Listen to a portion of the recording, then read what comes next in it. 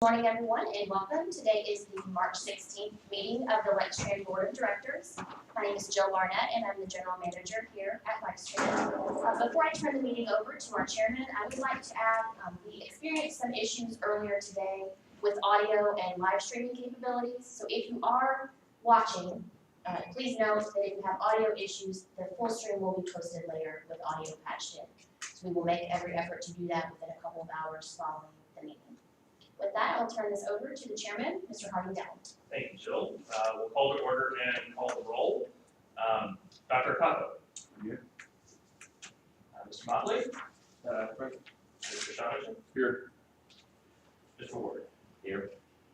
And Ms. Rogers and Judge Thurston are absent today. We have a quorum, so we will continue. Is there any public comment today, either in person or otherwise? Seeing none, we'll move ahead to approval of the February 2022 board meeting minutes. Everyone had a chance to review, and if so, entertain a motion to approve. So moved. A second. Thank you. All in favor? Aye. Thank you. These are approved. The only thing I wanted to say, as far as the chair's report goes, is I wanted to commend the management team and Jill. You may be prepared to say more about this, but the recent announcement that Lextran was selected as one of only 70 new federal grant recipients out of a total of more than 300 nationwide, and the only recipient in Kentucky towards our fleet modernization. Super proud of the team. It's a huge win for us, so congratulations to Jill and the whole team. With that, we'll move into the performance report and financials. All right. Before Mr. Combs delivers the performance report with our key performance indicators, I did want to add a few things for the board's information and the public's information here that might be watching on the live stream. TSA announced last week an extension of the onboard mask mandate for all Lextran buses. So for all employees and passengers on board our vehicles, that mandate has been extended through April 18th. They did note that it could expire earlier depending on various factors. So we did want to bring that up. Mr. Dowd, thank you for mentioning our grant announcement. We're very, very proud to notify everyone that we have been selected for a $4.1 million federal grant for fleet modernization. That's part of the bus and bus facilities program, and that is a competitive program. We applied for that back in November, and there's another application that will be due end of May, so we will have an application going in for that as well. We have a finance committee meeting upcoming later before the April board meeting. We are working to revise the date on that, so that will be posted on our website, but did want to share that for information. We currently have planned a work session for April, where that is typically part of our budget discussion, and since we do have some new board members that were not here last year or through the budget process, I would recommend that we have that work session. We also have the April 20th board meeting scheduled. I'm sure Mr. Combs will add more about this, but we have had our COA public engagement period over the last month that has gone extremely well. I've been very pleased with the turnout and the number of comments that we have received, and would remind the public that that engagement period remains open until April 1st. When we accept comments in a number of ways, and that can be found, information can be found on our website. So with that, I will turn the performance report and our data over to Mr. Combs. Thank you. Thank you. And it's great to see everyone. Yes. Happy to be back in person, and happy to share with you our report for February. We'll start with our mission statement. We serve people in our community with mobility solutions. So some of the highlights for last month, we hosted City Council here in the boardroom for their annual budget retreat. And then as Joe mentioned, our engagement period for the comprehensive racism analysis, which started after we shared with the board last month. We've done some pop-up events here internally in the transit center. We will have much more information for you about that next month after the comments and deliberations. I have a note in here about ridership, and we'll talk more about ridership in our normal slides in a few moments. But we're over 200,000 trips more this fiscal year than the last fiscal year to date. But interestingly, there's this increase in average weekday ridership, and that's one of the metrics that I follow internally to give us a sense of what is happening with ridership. And this is a good sign. So that's something that we're going to keep track of. And as we move forward, we're hoping that we'll see a more thinking around the economy. We've got gas prices, we've got different things hopefully that our ridership is on a little bit stronger footing than what it has been previously. Last month we did 5 travel training sessions out in the community. You see a picture here. This is Leestown Middle School. Emily Elliott, our community relations manager, got out and did hands-on travel training with this group. And then I understand the weekend after you did this, they took a trip to Fayette Mall. So not only do we see this increase in average weekly ridership, that's more of a statistical thing, but we're seeing these things in the community as well, where people are trying to access our system and learn about our system. I have 2 questions about that piece. I'm glad you said that because I was wondering if there was like, if we saw a return. One of the questions I was going to ask, if we saw a return when we did the trainings for folks actually riding, is that something that we track, or is it like they follow up and just share with us that folks rode? Mostly they follow up. Do we offer like passes for that when we do those kinds of training? Okay. So I did an in-class travel training with them on a Tuesday, and then they planned a trip to the mall on a Saturday as a group. And so I had the opportunity to teach them how to read the schedule, have them get time to prepare, and we offered them some swag items and passes, and kind of sponsored their trip as part of their, leadership and engagement for young women. That's really cool.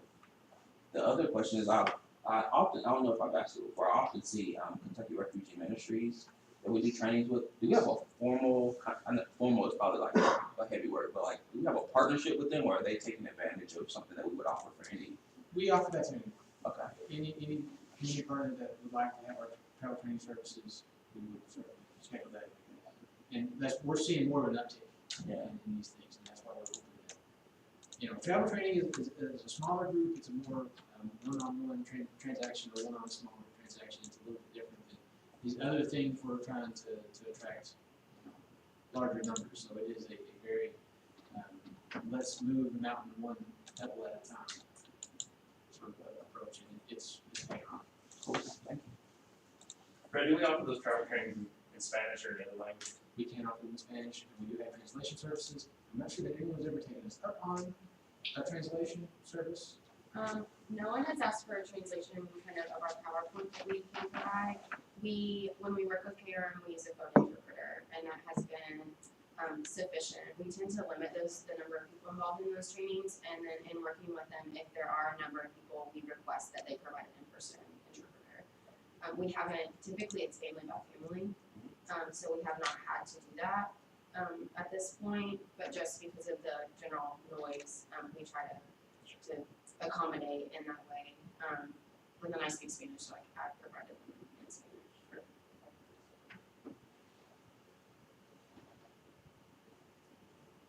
So I have 4 recommendations to share with you from February. The first, Joy Gambrell, is a bus operator. She's my favorite operator. She is not too hard on the gas or the brakes. She drives at a very good pace. I'm happy to hear that. Safe driving. A customer said that Linko Van Ed, another bus operator, was very kind and courteous, and she appreciated the hospitality and safety. The last 2 commendations are both for Angie Jones, the customer service representative.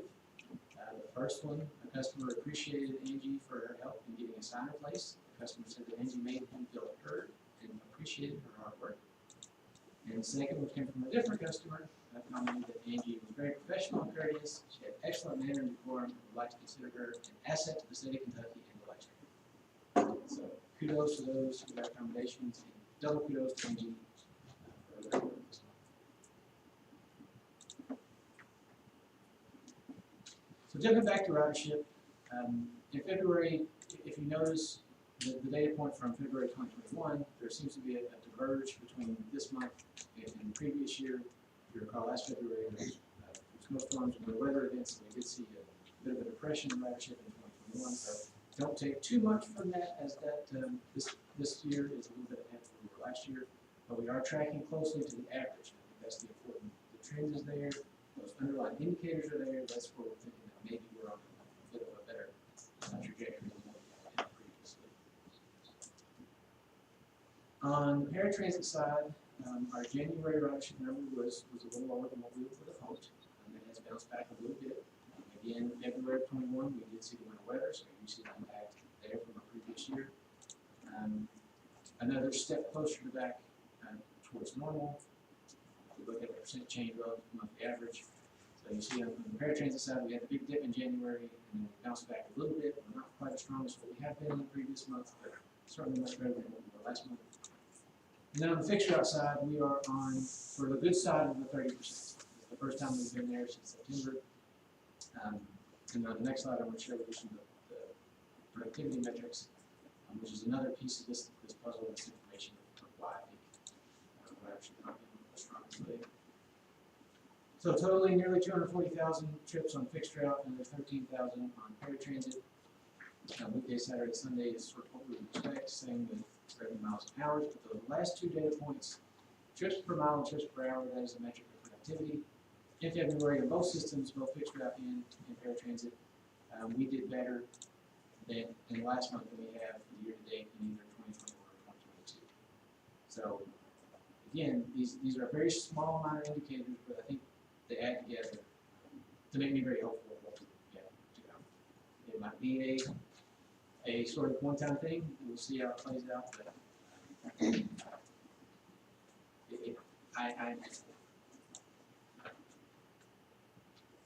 so on safety, our preventable accidents per 1,000 miles, that's coming in, tracking along nicely. Maybe a tick ahead of where we were last year, but I think this is pretty within reason. Injury frequency rate is a little bit down. In the days of no preventable accidents and lost time, lastly, in maintenance, the preventive maintenance inspections that we've been watching were still perfect. Another 45 in the month of February, and then our road calls just over 7,000 per month. So that's a tick lower than what we've been for the fiscal year, but better than what we were last year. So that's another strong month for maintenance as well. That is the KPI report for February. Happy to answer any questions. I do have a question, Fred, about one of your performance indicators, the Fairfax recovery. FY21, were you not collecting fares or? That's correct. Okay. So what happened, That answers my question.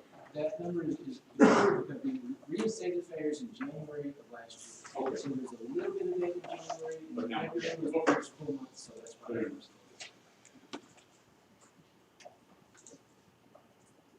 Other questions? Happy to turn it over to Ms. Falkenberg for comments.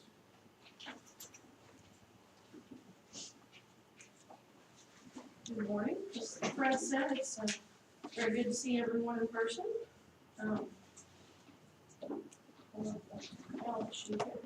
This is for February. This is our 8th month in our fiscal year. As you can see, our operating cash is still strong at this point of the year. We're a little bit over where we were last year, and as you know, that's the grant money. Everything on there is pretty. There's nothing unusual for the month on the balance sheet, but I'll be glad to answer any questions. As you can see, last year that we paid the loan off in February, so next month that line will disappear, but I wanted to remind you of that we paid that off last year, so it will no longer show up on the report. But I'll be glad to answer any questions on the balance sheet. Nick, do you know how much we have gotten back on the federal money, the COVID money? How much have we got back? I have a little bit left on, we've drawn all of CARES except for capital. That was, and then we have about $2 million on the second grant that I'm getting ready to draw. And then the last grant will be drawn next fiscal year. So we're still doing really well. So we've had the 14 million we haven't touched yet. So that'll be the one for next fiscal year.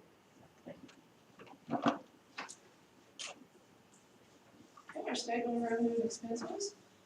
Property taxes were right on budget. We budgeted 2% increase, and we're within $88,000 of that budget, so we're doing really well.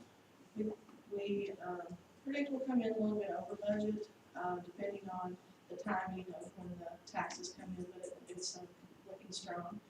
I'm always happy when Fred reports the passenger ridership increase, because that means our passenger revenue goes up. So as you can see, we're over budget by $107,000 in that area too, and way over, of course, what we were this time last year, as he mentioned. Our wages and fringe, of course, is over. We talked about that before with the ratification bonus, and so everything else is doing really well. I know the big thing right now that we're keeping an eye on, obviously, is fuel. So we broke it down. We broke it down a little so it seems less scary. Of course, when you look at the last invoice from last week, it was 4.5 gallons. But if you look at the average for the entire fiscal year so far, it's $2.48. So as you can see, we're still under budget at this point. The January average was $2.61. February average was $2.99. So you can really see where that jump in March. But we're still at this point, we're still 130,000 under budget, but we are continuing to watch that every single day. So, and of course, we're diving into that deep for the budget.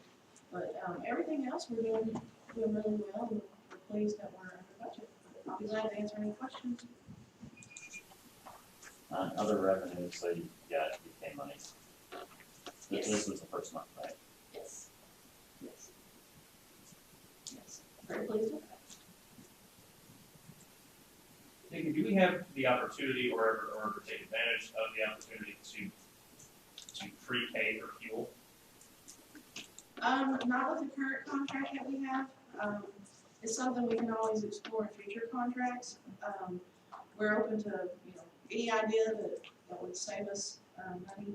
We've looked at, some different things in the past.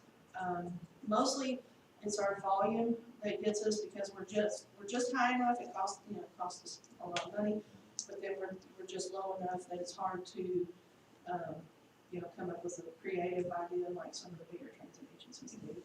But right now, our contract is, we have a contract with petroleum traders, and so we are, we've been very happy with them so far, but we're always exploring new ideas. With our current contract, we pay just a hair under what the average rack rate is for the market that we are in for the day that we will deliver. What we're suggesting, like prepaying or buying a future contract, is something that some other transit agencies that I have close relationships with do, and we've never done that here in Lexington, so we are working to learn more about that as we look to a cost that looks to be rising in as a budget year. We don't know if that might be something we can do in addition to the contract that we have now, just as a way to spread some of that risk. But we are exploring that. We're always open to new ideas to save them. Do you know what those schools are doing in public schools? I don't right now, do you, Stephanie? They used the Champaign Public Schools. We had checked a few years ago when they were doing the same thing we were with the Otis price. So I'm not sure what they're doing currently, but we can always check on that. Okay, any more questions? Thank you. Thank you, appreciate that, and glad to have you back. Thank you. Okay, we have 2 resolutions this month. We do have 2 resolutions this month. One is more administrative in nature, and we will get to that. It's actually found on page 21 of your board packet, and that is resolution 2022-04. I will let them get there on the presentation. Okay, thank you. So resolution 2022-04 is the designation of Lextran's ADA coordinator. And that will be naming Catherine Moran, our compliance specialist, as our designated ADA coordinator. So that Federal Transit Administration regulations require transit agencies like Lextran to designate at least one person responsible for the coordination of efforts to comply with transportation-related provisions of the Americans with Disabilities Act. And that's in the FTA circular as well as the Code of Federal Regulations. Catherine Moran joined us in July of 2021. And as compliance specialist, she is essential to the senior staff in ensuring our compliance with not only ADA, the federal legislation related to that, but also Title VI, EEO. She helps conduct investigations related to that. Other environmental justice issues, limited English proficiency. She investigates our complaints and does monitoring and tracking related to regulations that we must follow and submit data on an annual basis. Prior, when that position was unfilled, Ms. Nikki Falconberry had been named our ABA coordinator. Nikki will remain our EEO officer. With this resolution, will name Catherine as the ABA coordinator. And I think I see Catherine directly behind John and Maria, as she's here with us today. So I'd be happy to answer any questions that the board might have on this resolution. Before we move on. I'm just motion. Thank you. Is there a second? All in favor? Aye. And thank you, Kat.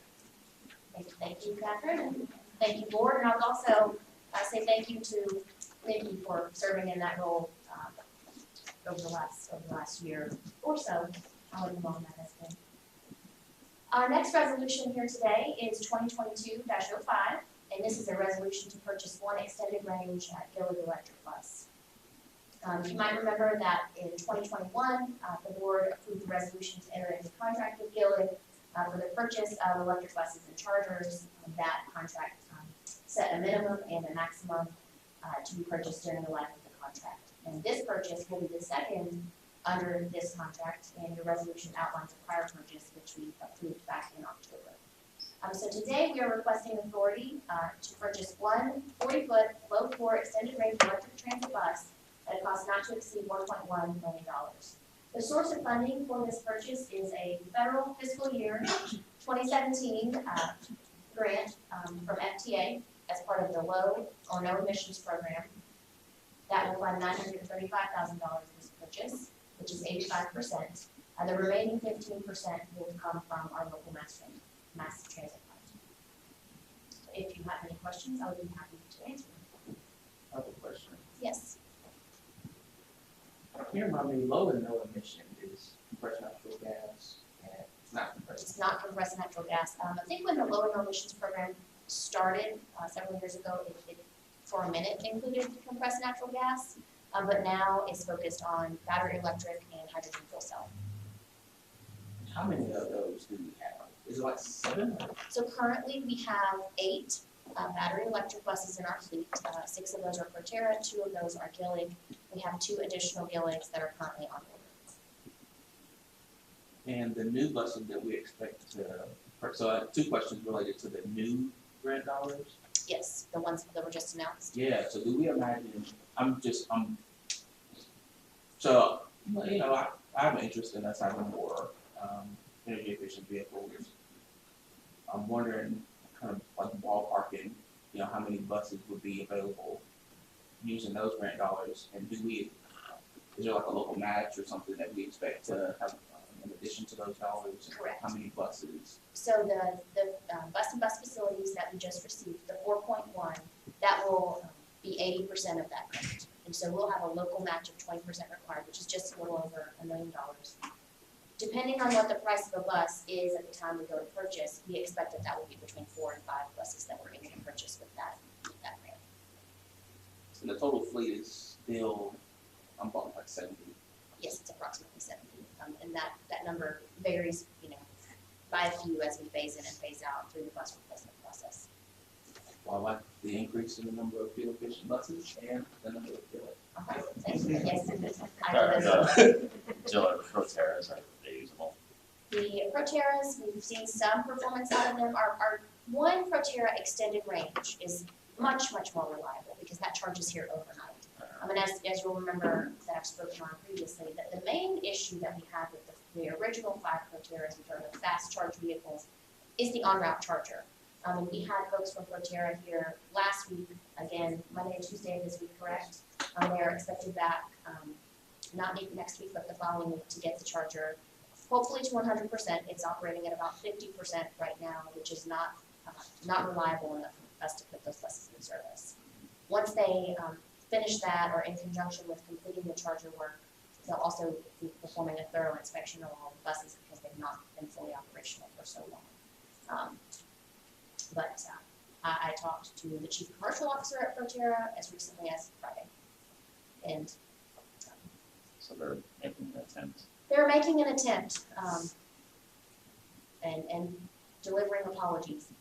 However, we have yet to see performance out of those vehicles, reliable performance. And they acknowledge that there are approximately 58 of what Proterra refers to as legacy vehicles, which are the original fast charge. They acknowledge that those are a problem, and we are not unique.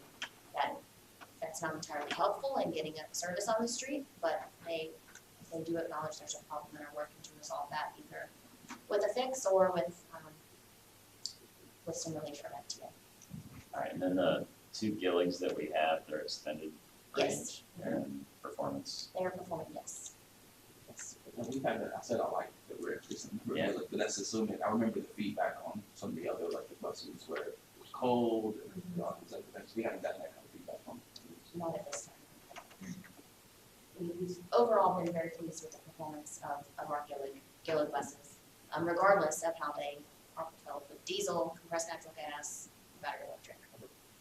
All right, so this is slightly off topic, but a related topic. Okay. And I was gonna ask you recently and I forgot. And so I'm saying it now so I don't forget. What's going on with the canopies that are supposed to be built? We have some schematic designs with the canopy that we have seen. And part of what they are doing now is looking at shifting some dirt, for lack of a better word, to help us increase some parking areas in the lot. And then the next step will be to get actual drawings that we can move forward with, because especially with the announcement of this grant this week, we've really got to get moving on the canopy so that we can start to take on these additional electric buses, because we will need to charge them under the canopy. So for the newer board members, it was recommended when the first electric buses were purchased that we have some type of a canopy to park them underneath, which I guess was especially important in the winter weather maybe. And when this facility was built, there was a change order to do that, and it was more money than the board felt comfortable approving at the time. And so in the meantime, we've gotten grant money for that. And but we've had it for a while, right? We have had that for a little while. I believe it was 2019. 2019, I believe, is when that grant was announced.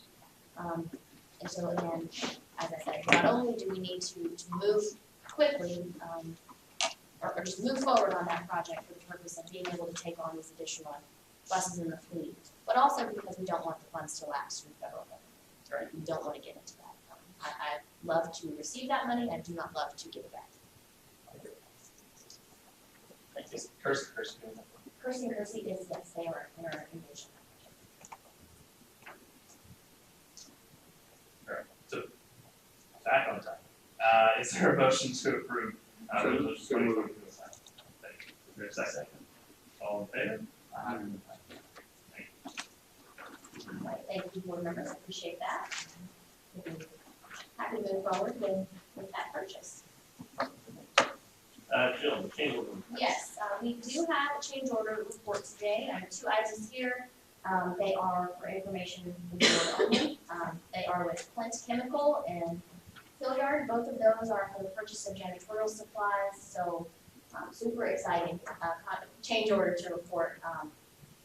None of the original pricing is changing with those contracts. We're simply entering into a 6-month contract extension with them, and that is, to allow us to do a formal procurement at the time that the contract expires, but also to space out some of our procurements. We have a lot that are coming due at one time, and this gives a little bit of relief to our purchasing and procurement department.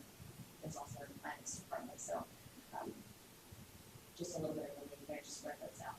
So again, like I said, information only. There's been no prior change orders on either of these contracts, and don't anticipate anything extraordinary with them. Okay. Any other old business? I do have two old business items that I wanted to bring before the board today.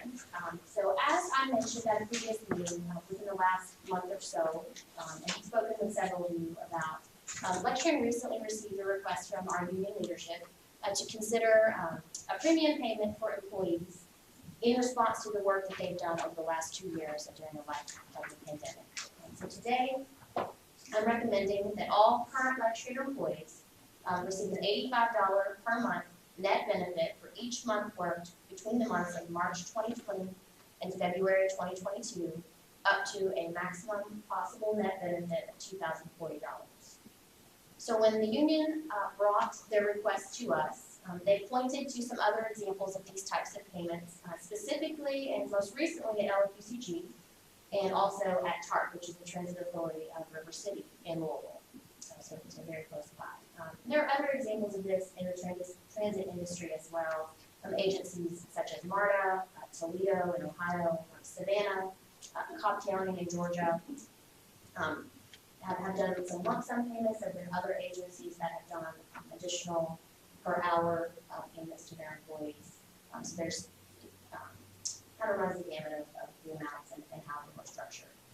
So Lextran has evaluated this request from the union, as well as the other examples of the COVID payments in the industry and also COVID payments in this job market. I've discussed this request with our board leadership and the finance committee and a few members here today.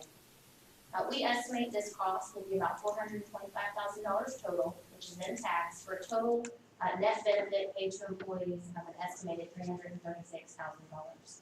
They can correct me if I mess up any of these numbers.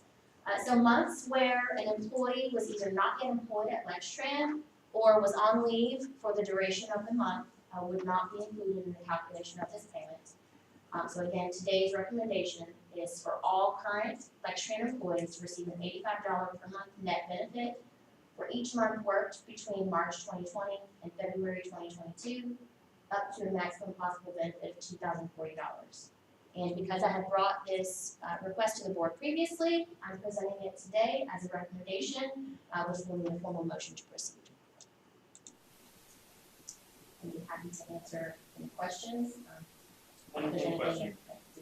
We looked at different ways that this had been done, we looked at the nature of the request from the union, and tried to do it this way on a per month basis in the interest of fairness to those employees who have worked for the last 24 months versus someone who might have just started in the last 6 months. And would also note that the people who started most recently have also been eligible for a hiring bonus. So while they might not be receiving the full amount of this pandemic or premium pay, they've been eligible in other ways as well, through the completion of their training and showing up to work for months. Just to clarify, this is all employees, union and non-union. That is correct. All directly employed Lextran employees, union and non-union.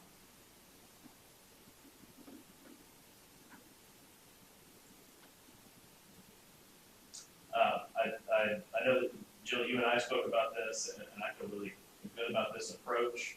I've said in instances past when we've considered these that I really value the universality of the benefit. I would like to hear from members of the finance committee about any thoughts that they have about this. Yeah, I'm supportive of it. I just want to remind everybody, we've already made a $500 payment to the employees. You know, the justification in my mind is the buses ran through the whole pandemic. And, you know, back before there were treatment, back before there were vaccines and boosters, and, you know, our people were really at risk. A lot of our operators probably fall into categories where they're even more at risk. And so, you know, while it's a lot of money, you know, we do have some extra federal money that we receive, and it's, I think it's a good use of our money for our people, all our people. Thank you.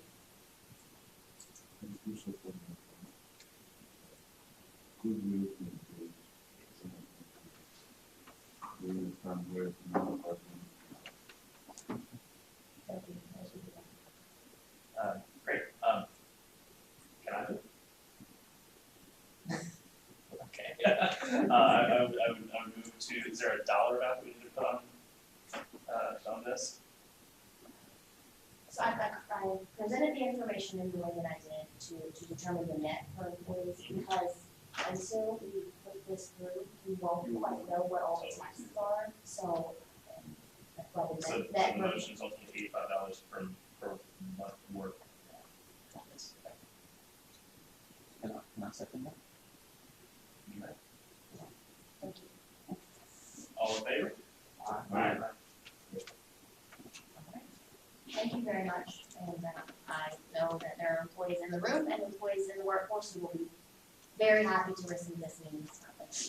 So thank you, board, thank you for considering and taking on my phone calls yesterday.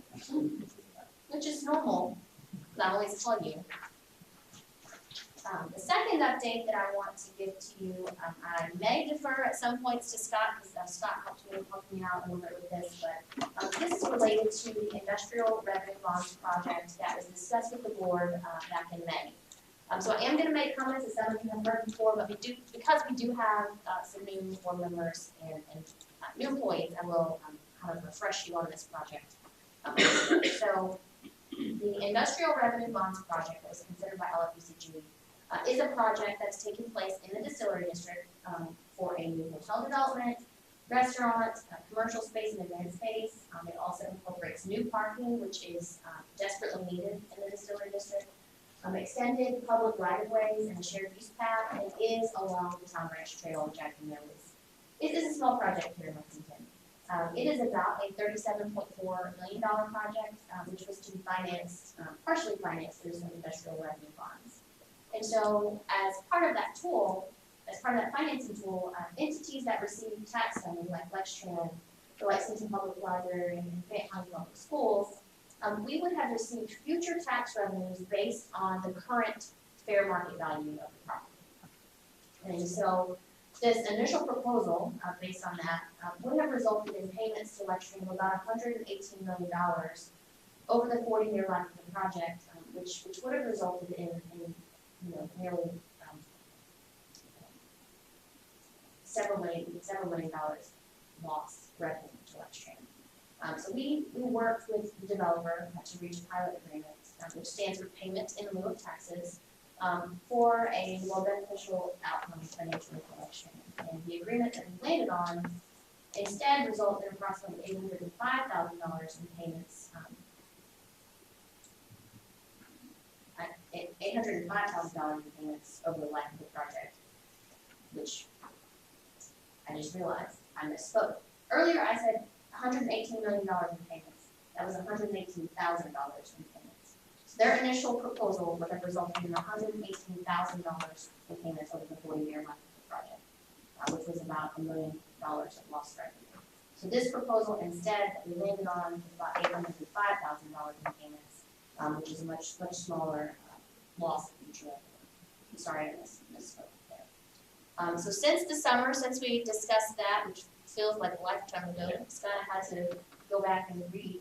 The developer, which is Astana, has divided the project into 3 parts, which is amongst itself and 2 other related entities. And that's just to allow for different participation levels, clarity in their separate third-party financing agreements that they undertake as they complete that project. So Astana will develop a hotel. New Circle Investments will be all related elements other than the parking, and an entity called New Octagon will develop the parking. And so all 3 of those elements and entities are captured by the revised pilot agreement for purposes of the agreed upon arrangement. And so while there's no action required from the board today, I wanted to share this for informational purposes and transparency, especially in the case that you read or heard that there's 3 parties involved and you thought, well, we only agreed to 1. I am happy to take any questions, but I may also defer to Scott from McBrayer, who has been a great assistance on this project, along with Ann Tyler Morgan along the way.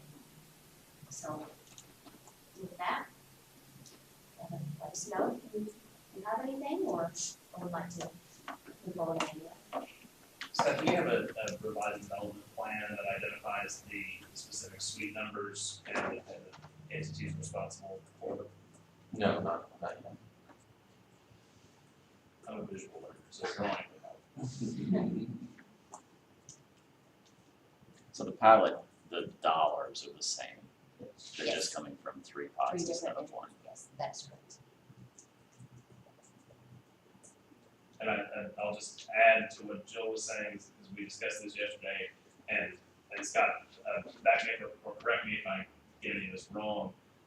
My concern was that if one of these entities failed, was wound down, or otherwise was unable to make payments, that responsibility for payments would flow to the remaining partners. Yes.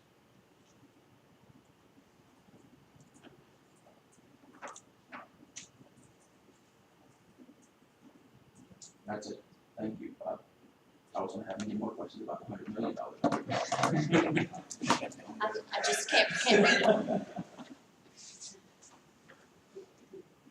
And once these payments are made, that is the extent of these entities' responsibilities to Lextran.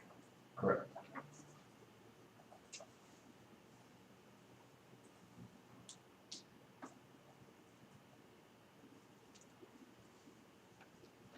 And maybe last thing, the duration of the payments are spread out over how many years?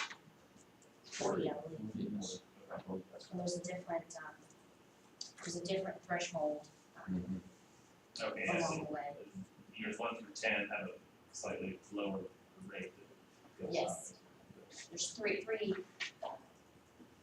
levels or 2 escalations beyond. But the total will never exceed the agreed upon lump sum. Correct. So even if the fair cash value of the property goes substantially higher, our take is capped. Correct.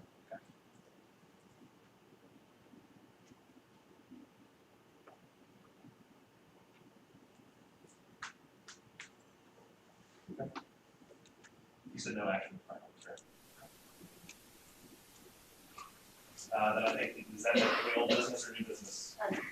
Well, I guess it's I old. guess I'll keep it as old. Is there any new We had discussed it before, and I do not have any. I might have an old, I don't know if it's old business or if it's proposed agenda item, Okay. but can you update us on the RFP for Paradigm and where we are? We have started work on the scope for release of that RFP for air transit services. We are targeting April 1st, we're targeting April 1st to get that out to more people to bid on. And it stays out for how long? Our goal is to have a June resolution, June board meeting resolution here. So we'll be awarded June. About a month and a half. Have you discussed at all with Red Cross about vehicles? We do have some information from them. I don't have a lot of final details. We have discussed that. Okay, so there may be an opportunity for you. Okay.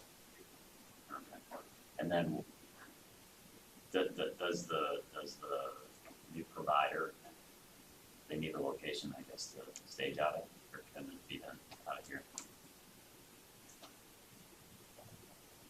Our facility would not be a good long-term solution for air transit operation. If we had to do that to get it up and running, we could for a short time. But yes, any new provider on the paratransit contract would need a place to do their business. Ultimately.